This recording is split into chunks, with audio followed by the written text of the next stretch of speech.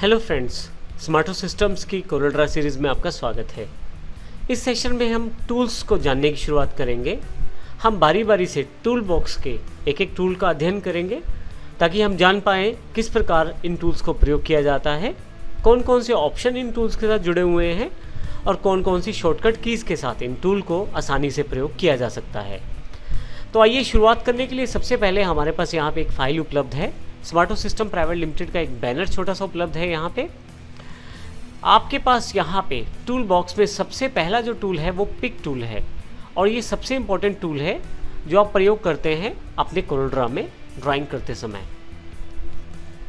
Pick tool default रूप से selected रहता है। यहाँ पे यदि आप देखें तो माउस रखें अगर आप तो पिक टूल सिलेक्शन में आ गया है और इसकी जानकारी आपको यहाँ से एक अंदर की तरफ दबा हुआ बटन दे रहा है, क्योंकि देखिए नीचे वाले बटनों से थोड़ा सा भिन्न है और लगता है ये बटन प्रेस्ड है, तो इस कारण से हमें ये जानकारी हो गई है कि ये टूल सिलेक्टेड है। अगर कोई और टूल सिलेक्टेड होगा तो सिलेक्शन यहाँ से हट जाएगी और ये फिर से ऊपर की तरफ ये पिक टूल अवेलेबल हो जाएगा। मैं दोबारा क्लिक कर देता हूँ तो फिर से मेरे पास पिक टूल अवेलेबल हो गया है।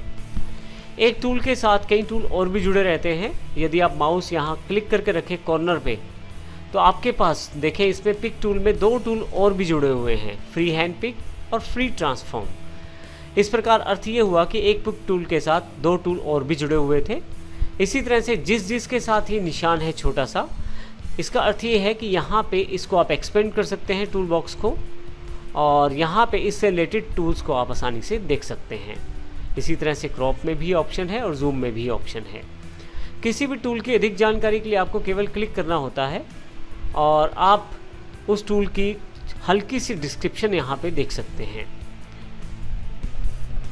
यदि हम पिक टूल की बात करें तो पिक टूल का मुख्य प्रयोग किसी भी ऑब्जेक्ट को आपकी ड्राइंग में सिलेक्ट करना है। तो आइए देखते हैं किस प्रकार से हम इस पिक टूल का प्रयोग सिलेक्शन के लिए कर सकते हैं।